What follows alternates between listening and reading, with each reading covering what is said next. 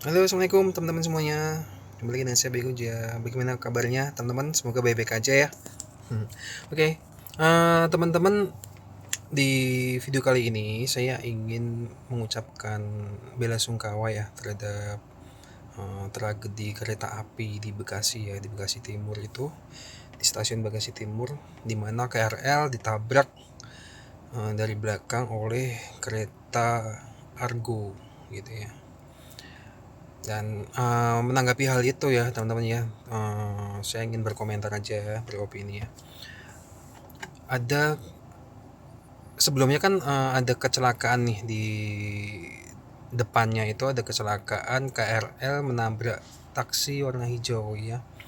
Taksi warna hijau, kemudian KRL yang belakangnya ini itu menunggu kabarnya ya, itu menunggu KRL yang depannya ini mulai jalan. Jadi KRL yang di stasiun yang di belakang ini itu menunggu gitu, dalam situasi menunggu dan menurunkan penumpang, menunggu untuk KRL yang di depan tadi yang menabrak taksi tadi untuk jalan gitu. Tetapi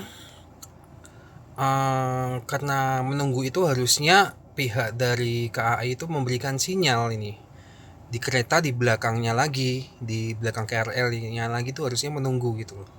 Apa harusnya memberikan sinyal, maaf. Harusnya memberikan sinyal di kereta di belakangnya agar mendapatkan info nih kereta di belakangnya nih. Kereta belakangnya itu kan Argo nih. Harusnya di pihak Argonya ini mendapatkan info, masinisnya mendapatkan info bahwa di depan itu ada sebuah kecelakaan, ada KRL yang delay gitu kan ya, sedang menunggu untuk jalan lagi gitu ya. Harusnya ada informasi seperti itu. Harusnya kayak apa ya, sinyal merah gitu kan ya.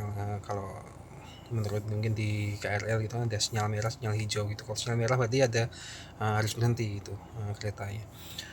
Dan menurut info yang ada sih, ada kesalahan sistem waktu pengiriman sinyal gitu.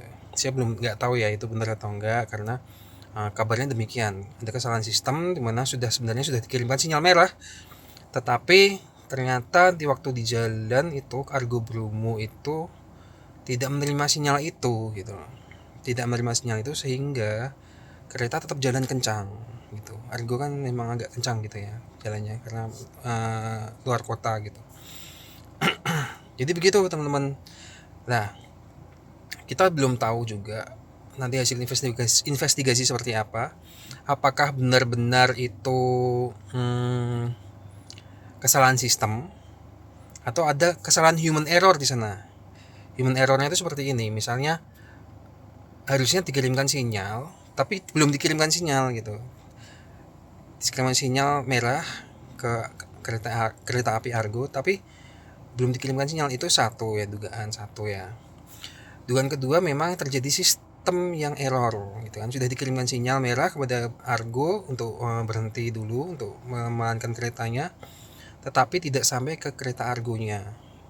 Itu kesalahan sistem error yang itu yang menurut saya pendapat kedua. Pendapat yang ketiga, masinis di Argonya. Masinis di Argonya tidak melihat sinyal itu gitu. Tidak uh, tidak melihat sinyal itu, jadi terus aja bablas ke depan gitu. Itu yang ketiga.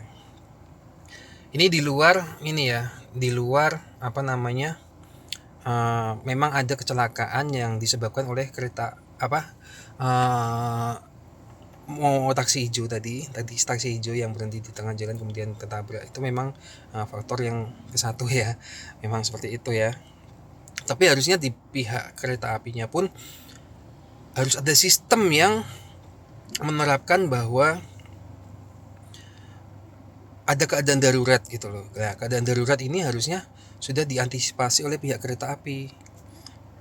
Keadaan darurat ini seperti misalnya tadi ya, ada misalnya ada kereta anjlok di depan atau ada ada tabrakan atau serempetan di depan gitu kan, harus secara sistemnya dari kereta api itu sudah uh, ini mengantisipasi itu gitu loh, mengantisipasi itu sehingga tidak terjadi kecelakaan ini gitu ya.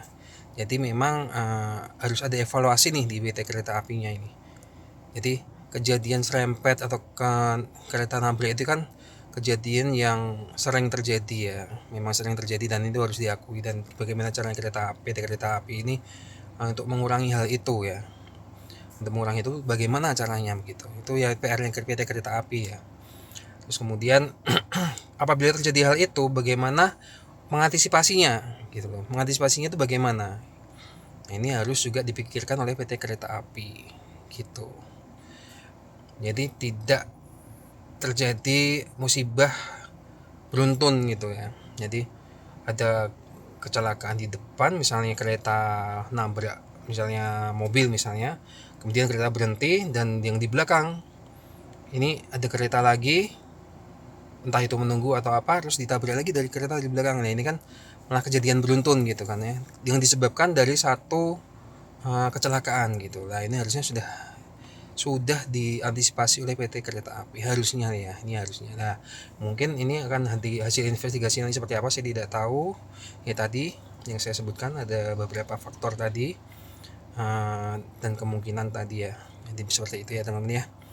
Mungkin seperti itu aja ya video dari saya dan pendapat saya ya, opini saya. Bagaimana menurut pendapat teman-teman semuanya? Tulis saja di kolom komentar, kita ngobrol santai aja, diskusi bareng untuk hal ini gitu ya teman-teman ya. Oke, terima kasih atas perhatian teman-teman, kurang lebihnya mohon maaf. Assalamualaikum warahmatullahi wabarakatuh.